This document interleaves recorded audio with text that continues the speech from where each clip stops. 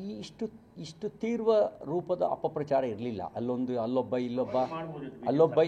ಇಲ್ಲೊಬ್ಬ ಸೌಜನ್ಯ ಪ್ರಕರಣ ಇಟ್ಕೊಂಡು ಮಾತಾಡ್ತಿದ್ರು. ಸೌಜನ್ಯಗೆ ನ್ಯಾಯ ಕೊಡಿ ಅಂತ ಹೇಳ್ತಾ ಇದ್ರು. ನಾವು ಯಾರು ಸೌಜನ್ಯ ಕೊಲೆಯನ್ನು ಸಮರ್ಥನೆ ಮಾಡಲ್ಲ. ಸೌಜನ್ಯ ಮೇಲೆ ನಡೆದ ಅತ್ಯಾಚಾರವನ್ನು ನಾವ್ಯಾರೂ ಸಮರ್ಥನೆ ಮಾಡಲ್ಲ. ಆ ಕೊಲೆ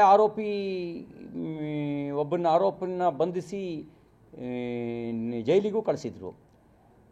ಸೂಕ್ತ ಸಾಕ್ಷ್ಯಾಧಾರಗಳ ಕೊರತೆಯಿಂದ ಅವನು ಕೋರ್ಟ್ನಲ್ಲಿ ಬಿಡುಗಡೆ ಆಗಿದ್ದಾನೆ.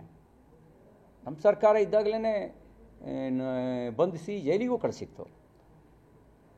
ಅದು ಬಿಟ್ಟರೆ ಈ ಥರ ಏನು ಮಾಡಿರಲಿಲ್ಲ. ಇದೀಗ ಮಾಡ್ತಿರೋದು ಈಗ ನಾನು ಹೇಳೋದು ಅಂದರೆ, ಈ ಸರ್ಕಾರ ತನ್ನ ಪ್ರಾಮಾಣಿಕತೆಯನ್ನು ಸಾಬೀತುಪಡಿಸಬೇಕು ಅಂದರೆ ಇವ್ರ ಹಿಂದ್ಗಡೆ ಇರೋ ನೆಟ್ವರ್ಕನ್ನು ಎನ್ಕ್ವೈರಿ ಮಾಡಲಿ. ಇವ್ರ ಕೈಲಿ ಆಗಲ್ವಾ? ನಾನು ಅನುಮಾನ ಪಡೋದು, ನನಗೇನು ಸ್ಪಷ್ಟತೆ ಇಲ್ಲ.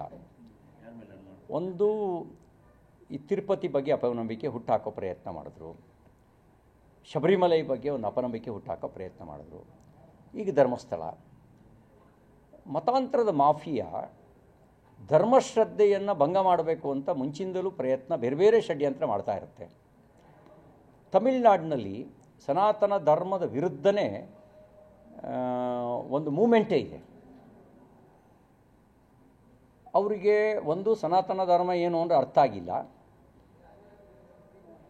ಇಲ್ಲ ಪೂರ್ವಾಗ್ರಹ ಪೀಡಿತರಾಗಿದ್ದಾರೆ.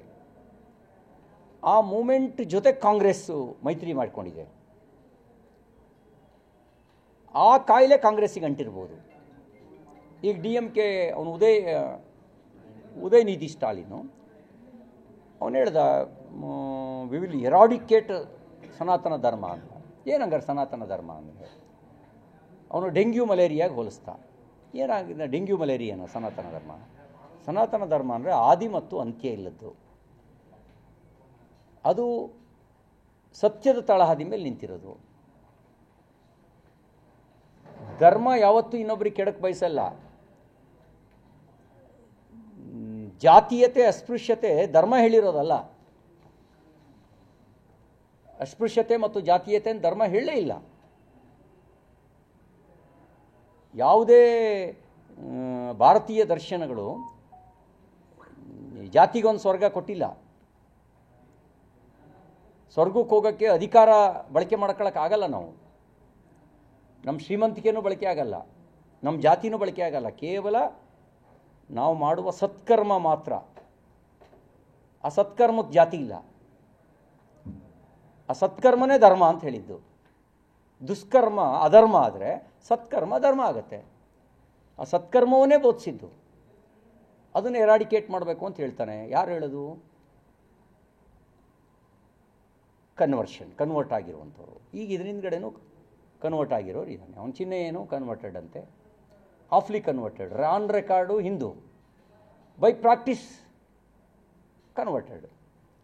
ಈ ಥರದ ಮಾಫಿಯಾನೂ ಕೆಲಸ ಮಾಡಿರಬಹುದು ನನ್ನ ಅನುಮಾನ. ಇದ್ರ ಜೊತೆಗೆ ಮುಂಚಿಂದಲೂ ಧರ್ಮಶ್ರದ್ಧೆಯನ್ನು ಭಂಗಗೊಳಿಸಬೇಕು ಅನ್ನುವಂಥ ಕೆಲವು ಲೆಫ್ಟಿಸ್ಟ್, ಎಲ್ಲರೂ ನಾನು ಹೇಳಲ್ಲ, ಕೆಲವು ಲೆಫ್ಟಿಸ್ಟ್ ಆರ್ಗನೈಜೇಷನು. ಇದ್ರ ಜೊತೆಗೆ ಗೋಕುಲಾಷ್ಟಮಿಗೂ ಇಮಾಮ್ ಸಾಬಿಗೂ ಸಂಬಂಧ ಏನು ಅನ್ನಂಗೆ ಎಸ್ ಟಿ ಪಿ ಐ ಒಬ್ಬ ಮುಲ್ಲಾ ಮಸೀದಿ ಒಳಗೆ 6 ವರ್ಷದ ಹೆಣ್ಣುಮಗಳ ಮೇಲೆ ರೇಪ್ ಮಾಡ್ತಾನೆ. Pin drop silence. SDPI ಮಾತಾಡ್ತಲ್ಲ. ಆದರೆ ಧರ್ಮಸ್ಥಳದ ಕಪೋಲಕಲ್ಪತ್ತ ಸುದ್ದಿಯ ಪರವಾಗಿ ಅವ್ರು ಬೀದಿಗೆ ನಿಂತ್ಕೊಂಡು ಹೋರಾಟ ಮಾಡ್ತಾರೆ. ಅವ್ರಿಗೇನು ಸಂಬಂಧ? ಈ ಎಲ್ಲ ಗ್ಯಾಂಗ್ಗಳು ಸೇರ್ಕೊಂಡಿದ್ದಾವೆ. ಇದು ಇನ್ಡೆಪ್ತ್ ಎನ್ಕ್ವೈರಿ ಆಗಬೇಕು.